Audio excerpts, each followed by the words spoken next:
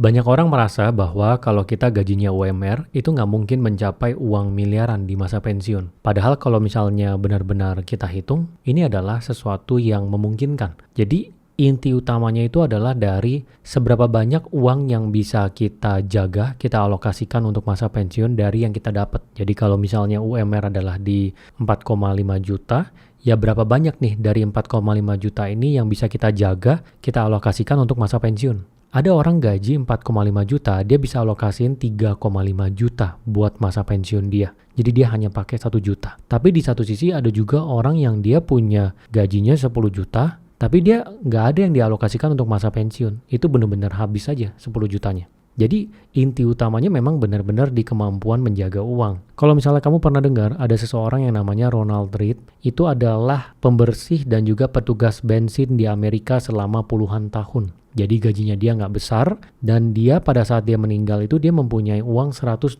miliar. Akumulasi dari puluhan tahun dia hidup, itu uangnya dia investasikan dan kemudian pada saat dia meninggal sampai di 120 miliar. Dan ini didonasikan ke rumah sakit dan juga perpustakaan. Ini sudah diverifikasi oleh media besar, memang benar ya kisahnya Ronald Reagan ini. Dan saya yakin di Indonesia itu juga banyak kisah yang seperti ini. Mungkin bukan yang di levelnya UMR, misalnya mungkin ada yang levelnya di 7 juta, 8 juta.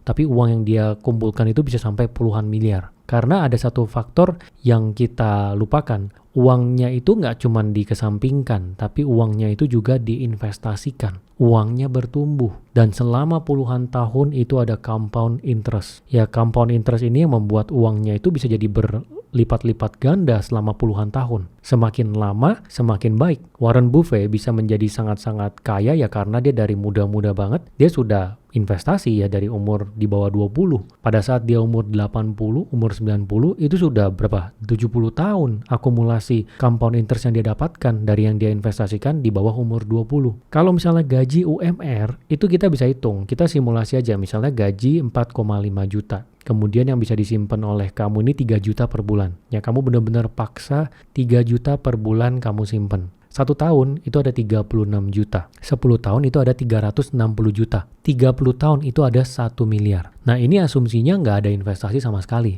Jadi benar-benar uangnya ketika didapatkan langsung 3 juta ditransfer ke satu rekening. Ya selama 30 tahun dapat 1 miliar. Nah kalau diinvestasikan, ini mungkin bisa bertumbuh jadi 2 miliar, 3 miliar atau bahkan 4 miliar. Kalau investasinya dengan cara yang benar, dijaga gitu ya, bukan ikut-ikutan FOMO all in sana sini, portfolionya dijaga dengan baik, itu bisa. Jadi kalau kamu gaji UMR dan kamu bilang kamu pengen pensiun dengan uang 4 miliar, 5 miliar, itu bisa banget. Apalagi sepanjang masa kamu muda, ini kamu karir ini masih bisa naik. Jadi gaji kamu mungkin sekarang UMR, nanti perlahan jadi 7 juta, jadi 8 juta, jadi 10 juta. Kalau kamu punya satu kedisiplinan untuk menyimpan uang dengan baik, itu pasti bisa nyampe di uang miliaran. Jangan merasa bahwa uang miliaran itu hanya bisa dicapai oleh orang yang gajinya sampai puluhan, ratusan juta. Ya, di bawah 10 juta pun bisa, asalkan disiplinnya ada. Di sini saya akan berikan beberapa tips ya, terkait dengan menjaga uang ya, supaya kamu yang gajinya mungkin gak terlalu tinggi bisa mencapai uang miliaran. Yang pertama adalah jangan malas untuk cek alternatif. Jadi kalau kamu ingin beli segala sesuatu, kamu harus ada kebiasaan cek alternatifnya.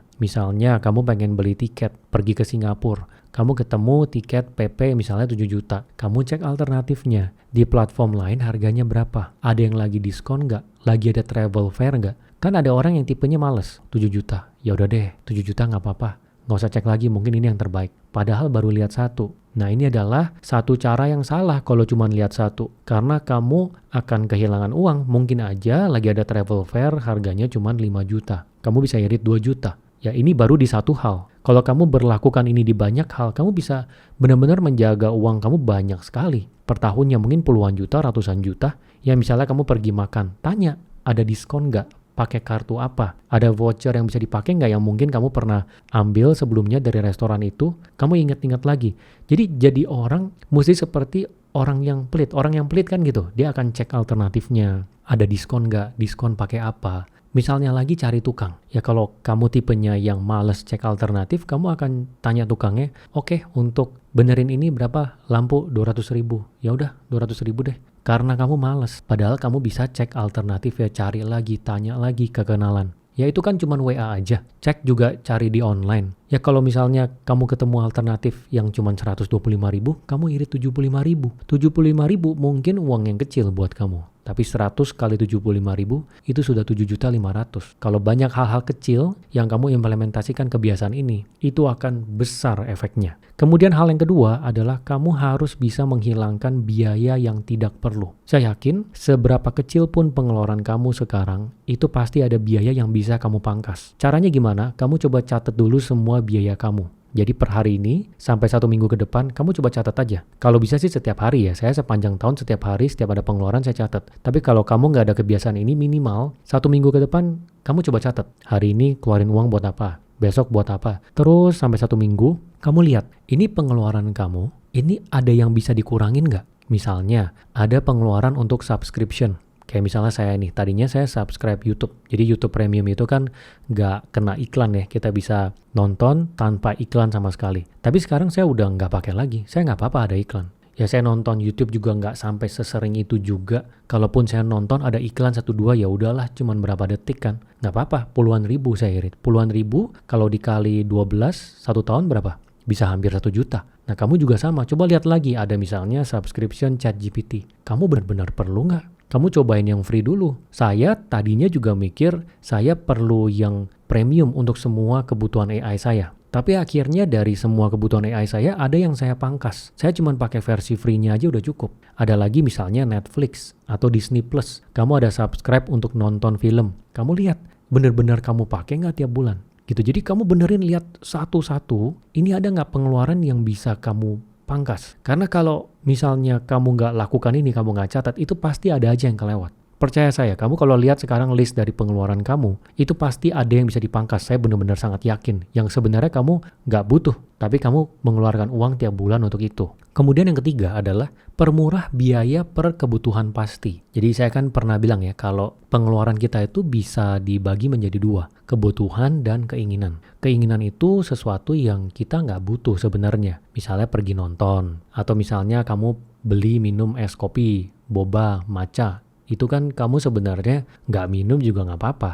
Tapi kalau kebutuhan, ini yang kamu butuh, misalnya listrik rumah, air rumah, makan. Memang tiap hari kamu harus makan, kalau nggak makan ya mati, ya kan? Memang harus. Untuk kebutuhan, kamu pastikan kamu juga benar-benar keker satu persatu. Ingat ya, ini pasti bisa ditekan. Misalnya, kamu sekarang kalau misalnya makan selalu pesen ojol. Pesen ojol 2 kali total misalnya 80.000. Sedangkan kamu bisa masak nih. Kalau masak itu bisa sampai 40.000 biayanya. Ya berarti kamu bisa pertimbangkan untuk masak aja di rumah, bawa bekal. Atau misalnya kalau kamu memang tipenya yang nggak mau ribet, nggak mau masak juga, maunya tetap pesan ojol, ya pesannya mungkin sekali pesan bisa buat 2, siang malam. Tadinya siang misalnya pesan makanan A, malam makanan B, siang malam disamain supaya biaya ongkirnya jadi lebih rendah. 1 kali antar buat 2 makanan. Nah ini kan bisa ditekan. Terus misalnya kamu pergi ke kantor sekarang ada kendaraan sendiri. Coba kamu lihat ada nggak teman-teman kamu yang juga ke kantor satu arah. Coba perginya bareng. Kamu bisa tekan lagi biaya di situ. Listrik di rumah malam-malam ada lampu yang kamu nyalain gitu. Benar-benar dinyalain sepanjang hari sampai malam. Ya berarti ini kamu bisa pikirin di waktu mana nih benar-benar perlu untuk nyala. Nah ini kan juga bantu menekan biayanya kamu. Intinya dari semua uang yang harus kamu keluarkan per bulan, yang memang kamu butuhkan untuk keluarkan, itu pasti bisa kamu tekan lagi, supaya kamu bisa jaga uang kamu. Kemudian yang selanjutnya itu adalah menahan nafsu beli. Nah ini adalah sesuatu yang kamu wajib untuk bisa secara sadar melatih ya, karena ini susah sekali. Kita sekarang berada di zaman yang semua serba instan, dan kadang kalau kita nge-scroll di sosmed, di TikTok, kita lihat orang ngomongin tentang suatu produk, kita suka, kita klik langsung beli, barangnya langsung diantar. Jadi harus biasa masukin ke keranjang dulu. Setiap kali mau beli barang, masukin ke keranjang dulu. Kamu renungin 1 hari, 2 hari, bener nggak barang itu benar-benar butuh? Ya kamu coba lihat aja 5-10 transaksi terakhir kamu. Coba lihat sekarang di HP kamu. Bener nggak kamu semuanya itu benar-benar butuh? Saya yakin mungkin ada 30% kamu nggak butuh sebenarnya. Ada 3 barang mungkin, misalnya tripod. Kamu udah punya tripod, kamu beli lagi tripod yang modelnya bisa ditekuk. Misalnya kamu beli baju nih. Ada 1 baju yang kamu ingin tahun baru dengan baju yang baru itu, tiba-tiba kamu lihat ada baju lain yang bagus, kamu beli lagi. Padahal kamu butuhnya cuma 1. Nah, ini bisa kamu tahan kalau kamu taruh keranjang dulu. Jadi kamu taruh keranjang, kamu renungin 1-2 hari benar-benar butuh atau enggak. Kalau benar-benar butuh ya udah, baru kamu beli. Dan belinya jangan pakai kartu kredit. Nah sekarang saya itu pakai kartu kredit hanya untuk kebutuhan perusahaan. Jadi kalau misalnya beli segala sesuatu saya sudah pakai cash. Kenapa? Karena kalau misalnya pakai cash itu bisa dibudgetin dan lebih berasa uangnya ada atau enggak. Kadang kalau pakai kartu kredit kita berasanya kita punya uangnya. Soalnya kadang kan limit kartu kredit bisa gede. Misalnya limitnya kamu 15 juta. Padahal pengeluaran kamu per bulan itu di level 5 juta. Kadang kamu mikir, ya udah deh kartu kredit masih bisa gesek aja. Padahal uangnya belum tentu ada. Malah uang kamu di bulan depan pada saat pendapatan masuk itu langsung habis. Jadi kamu biasain pakai cash supaya budgetnya ketakar. Kamu lihat, wah cashnya nggak ada, ya udah nggak usah beli dulu. Nah kemudian tips yang selanjutnya adalah terkait dengan jangan pernah all in. Jadi ini saya bukan saja ngomongin all in tentang investasi ya. Kalau ini mungkin kalian juga udah tahu, jangan pernah all in di satu instrumen investasi, tapi jangan pernah all in untuk orang lain. Jadi kalau misalnya kamu punya anak, kamu jangan all in buat anak kamu. Kamu harus sisihin buat diri sendiri. Jadi misalnya anak ada pilihan buat sekolah di tempat A atau B, atau kursus A atau B yang B lebih premium, A lebih biasa aja. Ya kamu kalau misalnya uangnya nggak cukup, jangan dipaksain buat yang premium yang B. Karena kamu harus ingat, ketika kamu sampai di usia tua, kamu nggak ada duit, kamu harus jadinya minta ke anak. Dan kamu harus menghindari itu. Itu nggak enak banget ya, sandwich generation. Jangan all in juga buat sedekah. Ya ini ada juga orang yang, wah punya uang 100 juta. Terus ada orang sekitar minta bantuan segala macam, dia all in. Dia ngerasa dia akan mendapatkan pahala. Uangnya jadi 10 miliar nanti datang. Nah ini kan satu logika yang sangat mistis sekali. Yang memang betul, kalau kita bersedekah, pasti kita akan dapat sesuatu yang baik datang ke hidup kita, tapi nggak selalu dalam bentuk uang, dalam bentuk kebahagiaan, dalam bentuk kesehatan, ya dalam bentuk yang lain, belum tentu uang. Jadi jangan all in juga kalau dalam konteks sedekah. Intinya semua itu harus ada takarannya. Kamu harus terbiasa dengan ini. Ya kamu harus biasa dengan kebiasaannya orang pelit. Orang pelit kan gitu. Ada segala sesuatu, dia akan hitung dulu, dia akan takar, dia budgetin. Ya dia nggak peduli orang lain bilang, wah gila lu jadi orang pelit banget. Karena di dalam pikirannya dia, yang mungkin kita semua nggak tahu, adalah dia memikirkan nanti di ujungnya pada saat tua, dia pengen pensiun dengan uang yang dia dapatkan secara pasif, nggak usah kerja lagi. Nah jadi kira-kira ini adalah 5 tips yang bisa saya berikan ya. Saya yakin kalau misalnya kamu benar-benar terapin apa yang saya ngomongin di sini, ini akan memberikan impact yang sangat besar ke hidupnya kamu. Tapi kalau kamu tulis doang, yang nggak akan berubah apa-apa hidup kamu. Jadi kamu harus implementasikan juga ya. Semoga membantu ya.